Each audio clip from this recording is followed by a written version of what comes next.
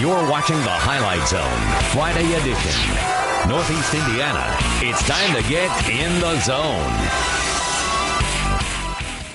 Ain't nothing better than this right here, man. No better way to open up than open up with Snyder. In a lot of sense, they're scary. I think we match up well. Their skill against our skill. Been waiting on this forever, man. Just ready to play football.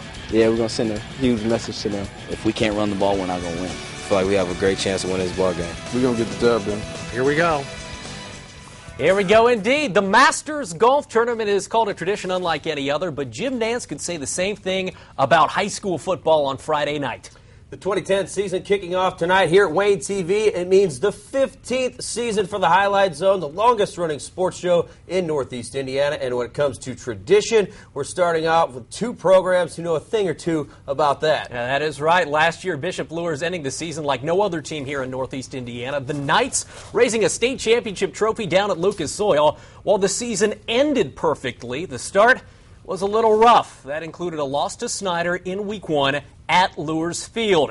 Those two powerhouses opening the season tonight, Luers and Snyder, this time at Spooler. It's the Highlight Zone Game of the Week. Matt Lindsay, the dean of the SAC. Yeah, a quarter century at Luers. Kurt Tippmann, second season at Snyder, but this one, well, it was Luers, and more Luers. Luers' first offensive play, Kenny Mullen. Yeah, IU Hoosier fans are going to like him when he's down in Bloomington. 22 yards there. Then it's Quyon Maddox, known for his safety, going to play at Ball State next year. This one, he's doing it on offense. 31-yard touchdown. We'll call him Q. 7-zip early with just a few minutes left, I should say, in the first. Luers defense, Steve Kiermaier. He is a man-child, folks. Big tackle there. Then it's James Kanapke. Screen pass to Kenny Mullen, and he puts it in spin cycle right there to pick up a first down for the Knights. How about Mullen in the Wildcat? So versatile. Hands it to Kiermaier, and folks, that's a touchdown. An 8-yarder, 14-zip early in the second quarter. With Luers got the ball back with a minute and a half left in the half, and James Kanapke hitting Mr. Mullen, and we're talking it's a 21-0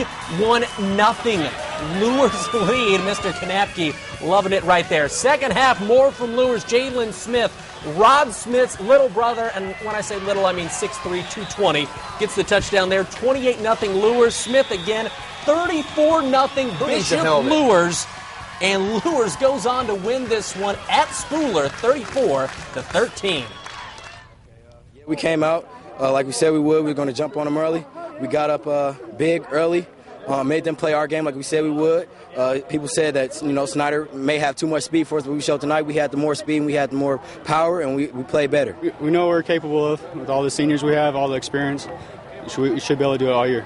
We've been playing football in this conference for 50 years and competing with everybody at the highest level. So I'm a little irritated right now with certain people, but I won't point any fingers. But we can play football with anybody, and our kids prove that tonight.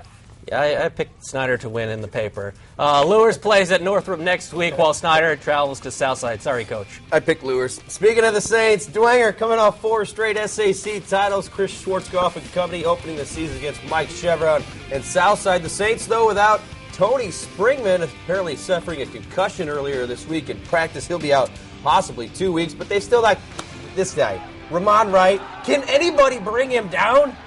I think he missed about 12 tackles right there. Takes it 56 yards to the house. 119 yards, 3 touchdowns for the Stanford verbal commit. On the ensuing kickoff, you know what happens on ensuing kickoffs? They fumble sometimes. Bad things for the people on the kickoff. Colin Jasper picks up the fumble, takes it back for 6. Southwood actually fumbled the ensuing kickoff off the ensuing kick anyway. Homestead transfer Steven Espinoza on the short pass, 33-yard touchdown. Saints roll 44-13 the final. All right, sticking with the SAC, life after Roderick Smith beginning tonight. 4 years and over 6,000 yards now at Ohio State. Harding hosting Wayne. Zach Bo Haydock, the coach's kid, to Devon Washington of Harding, and that's a 6-zip Harding lead.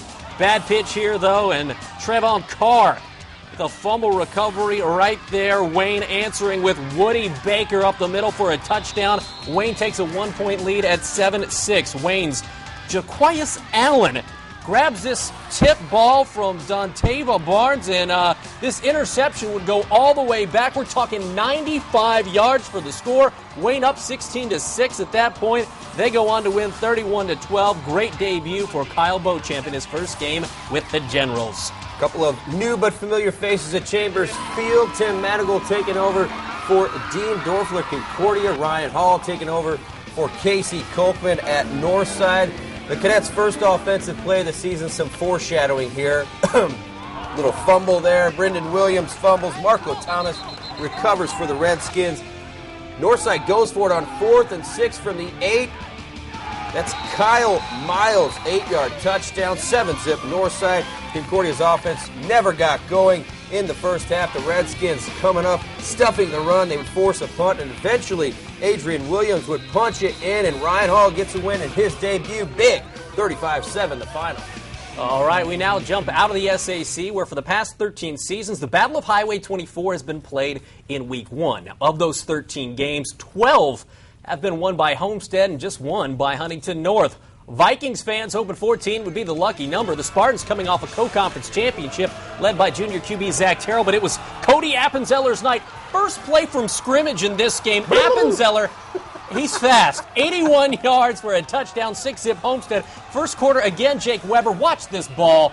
Yeah, that's what you do in Madden, but you don't do it in a game. He laterals, and that's Appenzeller, touchdown, 13-0 Homestead. But coaches were saying no. They were saying no, but they were saying yes by the end. How about this from Huntington North? Kevin Fisher took Cole Bowman for a touchdown. This one was back and forth in the first half. How about second quarter action? Still, it's Austin Shoemaker, and he goes Appenzeller. Look at the speed from this guy. 1,200 yards last season, 84 there. 23-20 Huntington North. The Vikes were up 3 at the half. Third quarter, well, how about Weber? This time he takes it in himself. No lateral needed. And Appenzeller scores 5 touchdowns as the Spartans pull away in the second half, 55-30. Second half, the defense stepped up 100%. They didn't feel like they didn't really turn a switch on the first half. Second half, they came out on fire, stripping the ball. That was our motto. Offense, we just need to keep putting up the points, and O-line need to keep blocking. We just kept running. It's great. I wish we could do a little better than 30, 55. We got to do a little defensive stuff. But I felt we did good in the second half, and that's W is all that matters. W is all that matters. Homestead plays at Warsaw next week, while Huntington North hosts Carmel. All right, coming up. That's a tough one right off the bat. We got more rivalry games to talk about. It includes New Haven in Monroeville to take on Heritage. Yeah, we're just getting started. Plus, Leo and Norwell going at it as one lion looks to prove he's king of the jungle. A record-setting night coming up next in the Zone.